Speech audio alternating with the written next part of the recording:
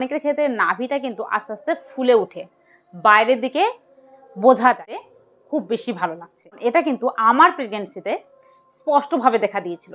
আমি প্রেগনেন্সির 8 মাসে এটা ভালোভাবে লক্ষ্য করেছিলাম। হাই এভরিওয়ান, দেশকোণ পঞ্চুর আরেকটি নতুন ভিডিওতে সকলকে স্বাগত। তো আজকে ভিডিওতে যে বিষয়ে আলোচনা করব আশা করি বুঝতে পেরেছেন।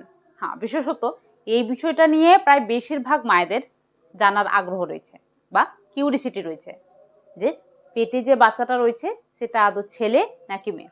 দেখুন, এটা শুধু আপনি নয়, প্রত্যেকটা মায়েদের জানার আগ্রহ থাকে, আমারও ছিল। সেক্ষেত্রে পেটের বাচ্চা ছেলে হলে কি কি লক্ষণ দেখা যায় বা মেয়ে হলে কি কি লক্ষণ দেখা যায়, এটা প্রত্যেকে জানতে চান। চলুন আজকে ভিডিওতে মূলত ছেলে সন্তান হওয়ার ক্ষেত্রে বিশেষ কয়েকটা লক্ষণের কথা আলোচনা করব। ভিডিওটা শেষ পর্যন্ত দেখুন, আশা করি আপনার জন্য অনেকটা হেল্পফুল হবে। তার জন্য অবশ্যই ভিডিওটা ভালো লাগলে, ইনফরমেটিভ মনে হলে বেশি বেশি শেয়ার করুন, পারলে একটা লাইক করুন, আর যারা চ্যানেলে নতুন রয়েছেন চ্যানেলটাকে সাবস্ক্রাইব করে দেবেন। চলো ভিডিও মূল বেশি যাওয়া যায়।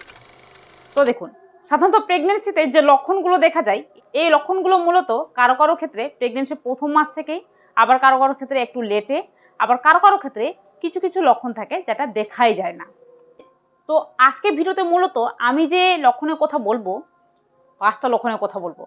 এই 5টা লক্ষণের মধ্যে মিনিমাম 2 থেকে 3টা লক্ষণ যদি আপনার ক্ষেত্রে দেখা দেয়, তাহলে কিন্তু আপনি অনুমান করতে পারবেন যে আপনার ক্ষেত্রে ছেলে সন্তান হতে পারে। তবে বিশেষত এই কথাটা বলে রাখি যে 2026-এ দাঁড়িয়ে কখনোই 100% ভাবে আপনি কিন্তু বলতে পারবেন না বা কেউ বলতে পারবে না যে আপনার ক্ষেত্রে ছেলে সন্তান নাকি মেয়ে সন্তান। শুধুমাত্র আপনার বাচ্চা ছেলে নাকি মেয়ে এটা জানার একটাই মাধ্যম রয়েছে, সেটা কি? সেটা হলো আল্ট্রাসোনোগ্রাফি। কিন্তু ভারত এবং বাংলাদেশে এটা একদমই এলাও নেই। সেক্ষেত্রে আমরা কি করে বুঝবো? এই প্রেগনেন্সির লক্ষণ দেখে আমরা অনেক সময় অনুমান করে থাকি। বিশেষত আমাদের বড়রা বা দিদা কাকিমারা যারা রয়েছেন, মায়েরা রয়েছেন বা দিদিরা রয়েছেন, যারা কিন্তু অনেক সময় বলে থাকেন তোমার ক্ষেত্রে ছেলেই হবে বা মেয়েই হবে। তো চলুন আজকে ভিডিওতে কিছু এমন লক্ষণের কথা বলবো, এই লক্ষণগুলো কিন্তু অনেকের ক্ষেত্রে দেখা দেয় না, আবার যাদের ক্ষেত্রে দেখা দেয় তাদের ক্ষেত্রে কিন্তু ছেলে সন্তান প্রায় বেশিরভাগ জনের ক্ষেত্রে হয়। চলুন আর বেশি বকবক করবো না।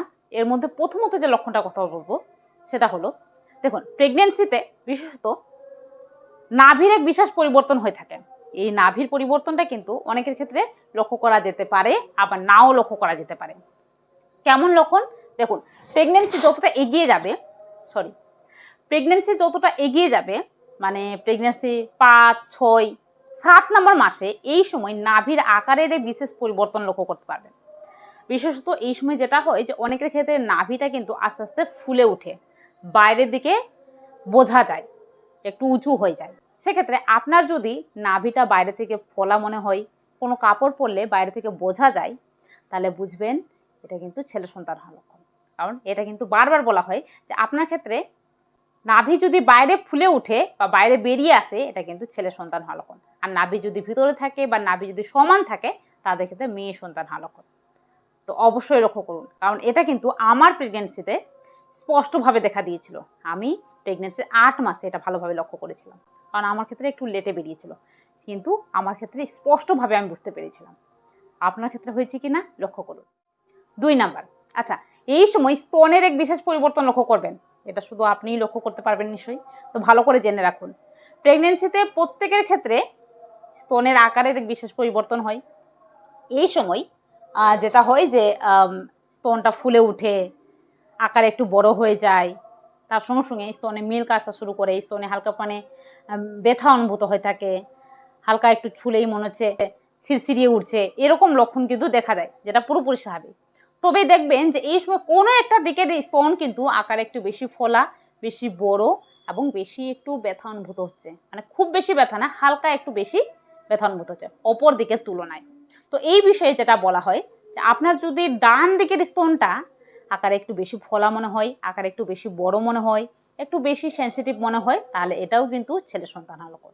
আর যদি আপনার এর ঠিক উল্টো হয়ে থাকে, তাহলে মেয়ে সন্তান হওয়ার লক্ষণ। এটা অবশ্যই ভালো করে লক্ষ্য করুন। আচ্ছা, 3 নম্বর লক্ষণের কথা বলি। প্রেগনেন্সি তো প্রত্যেকে কম বেশি, অনেকে রয়েছেন যারা খেতে পছন্দ করছেন, আবার অনেকে খেতে পছন্দ করছেন না।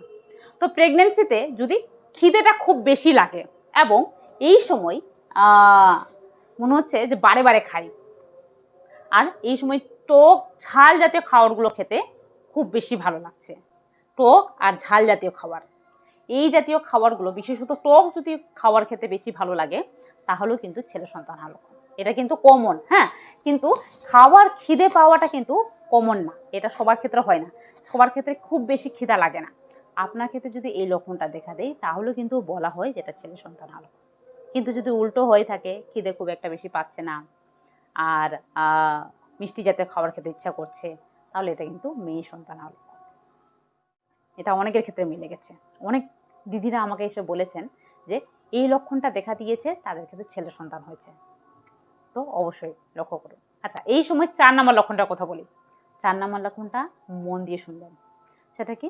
সেটা হলো পেটের মধ্যে বাচ্চাটা কোন দিকে বেশি নড়াচড়া করছে, কোন দিকে বেশি ঘুমোতে ভালো লাগছে, ভালো করে লক্ষ্য করুন। প্রেগনেন্সিতে বাচ্চা কিন্তু পেটের চারপাশেই থাকে, কোনো একটা দিকে সবসময় থাকতে পারে না। বাচ্চা পেটের যে কোনো পাশে ঘোরাফেরা করে, কিন্তু কোনো একটা দিক থাকে যেখানে কিন্তু বাচ্চা একটু বেশি কমফোর্টেবল ফিল করে, সেদিকে একটু বেশি নড়াচড়া করে। সেক্ষেত্রে আপনার বাচ্চা যদি পেটের ডান পাশের দিকে বেশি নড়াচড়া করে আর বাম পাশের দিকে বেশি যদি কাত হয়ে থাকে, বাম পাশ ফিরে ঘুমোতে বেশি ভালো লাগছে, অথবা এই সময় দেখছেন যে বাম দিকে বেশি ভারী লাগছে, বাম দিকে হালকা হালকা ব্যথা অনুভূত হচ্ছে, তাহলে এটা কিন্তু ছেলে সন্তান হলো। কিন্তু যদি এর ঠিক উল্টো হয়ে থাকে, মানে ডান পাশে বেশি ভারী লাগছে, ডান পাশে ফিরে ঘুমোতে ভালো লাগছে, আর আর বাচ্চার নড়াচড়া বাম পাশে ফিল হচ্ছে, তাহলে এটা কিন্তু মেয়ে সন্তান হলো। এটা ভালো করে লক্ষ্য করুন। এটা আমার ক্ষেত্রে আমি খুব ভালোভাবে লক্ষ্য করেছি। আমার প্রেগনেন্সিতে বাচ্চার প্রথম যে নড়াচড়া, সেটা কিন্তু আমি ডান পাশে পেয়েছি, আর বেশিরভাগ সময় বাচ্চার যে নড়াচড়া সেটা কিন্তু ডান পাশে পেয়েছি। এক্ষেত্রে আমার ছেলে সন্তান হয়েছে। তো এটা কিন্তু মন দিয়ে শুনুন আর মন দিয়ে লক্ষ্য করুন, তাহলে কিন্তু বুঝতে পারবেন। কারণ একটা মাই কিন্তু বুঝতে পারবে তার গর্ভের মধ্যে ছেলে আছে নাকি মেয়ে। কারণ মায়ের মন কিন্তু একটা আলাদা সাড়া দেয়, সবসময় সাড়া দেবে। অনেকে বুঝতে পারেন এটা, অনেকে বুঝতে পারেন না। তো ভালো করে লক্ষ্য করুন, নিজের মনের কথা শুনুন, দেখবেন বুঝতে পারবেন আপনি যে আপনার ক্ষেত্রে কি বাচ্চা হতে চলেছে। আচ্ছা, লাস্ট একটা লক্ষণের কথা বলি। এই লক্ষণটা অবশ্যই লক্ষ্য করবেন। সেটা কি? সেটা হলো পা ফুলে যাওয়া। প্রেগনেন্সিতে আপনার ক্ষেত্রে প্রেগনেন্সি 5 মাসের পর থেকেই পা ফুলছে, নাকি প্রেগনেন্সির 9 নম্বর মাসে গিয়ে পা ফুলছে? দেখুন, প্রেগনেন্সিতে প্রত্যেকের ক্ষেত্রে কম বেশি পা ফুলবেই, এটা কমন। কারণ প্রেগনেন্সিতে যেটা হয় যে জল জমে যায় শরীরের মধ্যে, অনেকে জল কম খান, তাদের ক্ষেত্রেও পা ফোলার সমস্যা দেখা দিতে পারে। আবার অনেকের ক্ষেত্রে প্রেগনেন্সি যে গরমের সিজন যাচ্ছে, এই গরমে কিন্তু পা বেশি ফুলে, কিছু ভুলের কারণেও পা ফুলে যায়, সেই বিষয়ে যাচ্ছি না। তবে এই সময় আপনার ক্ষেত্রে যদি প্রেগনেন্সি 5 মাসের পর থেকেই পা ফোলা দেখা দিয়ে থাকে, তাহলে এটা কিন্তু মেয়ে সন্তান হওয়ার লক্ষণ। কিন্তু যদি আপনার ক্ষেত্রে প্রেগনেন্সি 9 নম্বর মাসে বা 8 নম্বর মাসের পরে পা ফোলার সমস্যাটা দেখা দেয়, তাহলে বুঝবেন আপনার ক্ষেত্রে ছেলে সন্তান হবে। লাস্ট একটা বলে দিই, সেটা হলো প্রেগনেন্সিতে বাচ্চার হার্টবিটটা কেমন থাকছে। বাচ্চার হার্টবিটটা যদি সবসময় কম থাকে, কোনো সময় বেশি না, সবসময় কম থাকে। প্রেগনেন্সি প্রথমবার আলট্রাসোনোগ্রাফি, দ্বিতীয়বার আলট্রাসোনোগ্রাফি, তৃতীয়বার আলট্রাসোনোগ্রাফি, যতবার আলট্রাসোনোগ্রাফি করছেন সবসময় যদি কম থাকে, কোনোবারও বেশি যদি না থাকে, মানে 140-এর যদি কম থাকে, তাহলে বুঝবেন যে এটা কিন্তু ছেলে সন্তান হওয়ার লক্ষণ। কিন্তু যদি দেখছেন যে আপ ডাউন করছে হার্টবিটটা, কখনো কম কখনো বেশি, কখনো কম কখনো বেশি, তাহলে এটা কিন্তু মেয়ে সন্তান হওয়ার লক্ষণ। কারণ মেয়ে বাচ্চার হার্টবিট একটু বেশি থাকে, সেক্ষেত্রে আপনার বাচ্চার হার্টবিটটা যদি একটু আপ ডাউন করে থাকে, তাহলে এটা কিন্তু মেয়ে বাচ্চা হওয়ার লক্ষণ। দেখুন, এই লক্ষণগুলো কিন্তু অনেকের ক্ষেত্রে মিলে গেছে, আর অনেকের ক্ষেত্রে ছেলে সন্তান হয়েছে। তবে একটা কথা মনে রাখবেন, এটা শুধুমাত্র লক্ষণ, আর এটা শুধুমাত্র অনুমান ভিত্তিক বলা হয়, যেটা কিন্তু আমাদের দিদা কাকিমারা দীর্ঘদিনের এক্সপিরিয়েন্স অনুযায়ী অনেকে বলে থাকেন, যেটা কিন্তু আমার ক্ষেত্রেও বলা হতো, আর আমি আপনাদের সাথে শেয়ার করলাম। আমার ক্ষেত্রে এর মধ্যে অনেকটাই মিলে গেছে, যেটা শেয়ার করেছি। তবে একটা কথা অবশ্যই খেয়াল রাখা প্রয়োজন, যে এই লক্ষণগুলো কিন্তু কোনো রকম সায়েন্টিফিক ভিত্তি নেই বা বৈজ্ঞানিক কোনো প্রমাণ নেই। বিজ্ঞান মতে যেটা বলা হয় যে লক্ষণ দেখে কখনোই জানা সম্ভব না আপনার গর্ভের বাচ্চা ছেলে নাকি মেয়ে। প্রেগনেন্সিতে যে লক্ষণ দেখা যায় সেটা শুধুমাত্র হরমোনালের পরিবর্তনের কারণে। হরমোনাল পরিবর্তন যার ক্ষেত্রে বেশি হবে তাদের ক্ষেত্রে লক্ষণ একটু বেশি দেখা দিবে, যার ক্ষেত্রে একটু কম হবে তাদের ক্ষেত্রে এই লক্ষণগুলো একটু কম দেখা দিবে। তার জন্য প্রেগনেন্সিতে বাচ্চা ছেলে নাকি মেয়ে এটা লক্ষণ দেখে তো আপনি 100% ভাবে বুঝতে পারবেন না, এটা শুধু অনুমান করতে পারবেন। তবে 100% জানার জন্য কি করতে হবে? প্রথমেই বললাম আল্ট্রাসোনোগ্রাফি। শুধুমাত্র আল্ট্রাসোনোগ্রাফি দেখেই 100% বলা যায় যে আপনার গর্ভের বাচ্চা ছেলে নাকি মেয়ে। তবে ভারত এবং বাংলাদেশে এটা এলাও নেই, তার জন্য ভুলেও এই কাজটা কখনোই করবেন না। সেক্ষেত্রে আপনার বাচ্চা সুস্থ আছে কিনা এটা জানার চেষ্টা করুন, কারণ একটা সুস্থ সবল বাচ্চা আমরা প্রত্যেকে চাই।